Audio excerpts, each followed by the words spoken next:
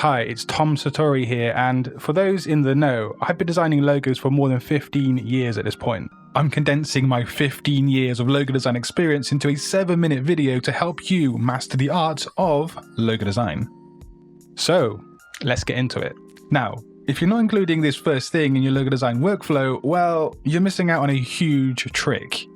See, the Olympics logo is a set of interlocking rings, right? Now, have you ever asked, why is that? Sure, one of the Olympic disciplines is the gymnastic rings, but actually, the interlocking circles convey unity and a global inclusivity. And that's something that's at the heart of the Olympics, it's their ethos. Then, on the Adidas logo, we see triangles representing a forward motion progress. Now, what I'm pointing out here is, of course, shape psychology. And after my 15 years of experience as a logo designer, I've learned just how important shape psychology is to a great logo. But also get this, it helps build concepts really easily and quickly when you incorporate shape psychology into your workflows. So basically, do not skip in incorporating shape psychology into your logo designs. So when I learned the next thing, it totally changed the way I design logos forever. And it can be seen right here between the Tesla logo and the Disney logo. Now, they are obviously two very different logos, right? But if we take the Tesla logo, we can say that the designers wanted the logo to evoke the emotions of innovation and forward thinking. And this was achieved with design choices of font selection, layout, psychology, and so on. But the Disney logo, the designers here wanted to evoke emotions of wonder and magic to their audience. The key thing here is to identify an emotion or a set of emotions that you know without a shadow of a doubt the target audience of your client will feel when they engage with a brand. When you know that, you can make design choices that hit home runs and create outstanding logos. Now, another thing I learned is that as a logo designer, you are always going to be a salesperson. And it is true, but let me explain.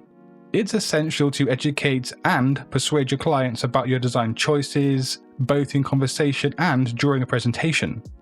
Now you might be asking, how do you do that exactly? Well, some great ways to do it are either to show your design next to an inferior design. Maybe it could be the old logo that you've just redesigned. You can use direct data to back up your logic. You can address how your design solves goals or problems that were listed in the brief. And above all else, just be confident about your design choices. Learning how to sell your concepts is an almost forgotten aspect of being a logo designer, and it's something that can make or break your career in the long run.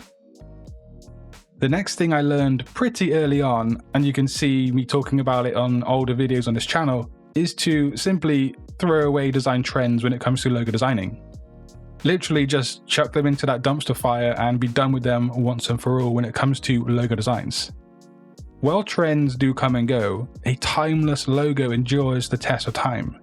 Now aim for simplicity and classic design elements that won't look outdated in a few years from now. No client wants to have a fad for their logo. They want a long-lasting identity for their brand, and the logo design is one aspect of all of that. So here on screen is the Mercedes-Benz logo. Looking at this design objectively, does it tell you exactly what this company does, that being manufacture cars? No, of course not. The style and the psychology of the logo design itself aligns with the luxury and the efficient background of this brand. A logo's job, its complete purpose, is to be a memorable identity. It doesn't need to depict the company's products or their services quite literally, and this is a common misconception. And if you do think in that way, it's going to lead you into cliché, non-creative avenues. So, stay creative and think outside of that box. The majority of logos are known as the combination mark, and this is where it utilizes a logo mark or a symbol, and that's matched up with the logo type, also known as the font. Sometimes designers can come unstuck because they don't match these two things up properly, and I've learned how important it is to get this thing correct. Now if we look at the Lacoste logo, the crocodile symbolizes strength and uniqueness, while the elegant font adds a touch of sophistication. Together, they create a distinctive and stylish brand identity. It's important to know what message, psychology, or emotion the logo should convey, and then try to hit that with the teamwork between these two design elements. Looking at the Nike brand as one example, the swoosh conveys motion and speed, while the logo type adds a brand identity to it. But importantly, the italics of the word Nike continue that forward motion speed ideology. Together, they form a cohesive and iconic brand image that reflects sport and motion. Now, I'm going to tell you some information or some knowledge that I wish I knew many years ago in my graphic design career. Great logos start with strong concepts grounded in thorough research. Understand the brand, its competitors, and its market to create a concept that simply stands out. You should never just grab a brief, sit down at a computer and start designing. Well, actually, there might be some very specific situations where that can work. Maybe those who design logos for $10 a pop and make 5 a day, something like that. But effective and professional logo designs are well thought out and they're well researched. Now, I really do wish I had known all of the stuff in today's video way sooner, but that's the beauty of today's video because I'm bringing that knowledge to you right now. But you can check out my graphic design course linked in the description box of today's video, and also grab yourself a logo design PDF guide if that floats your boat. But until next time guys, design your future today. Peace.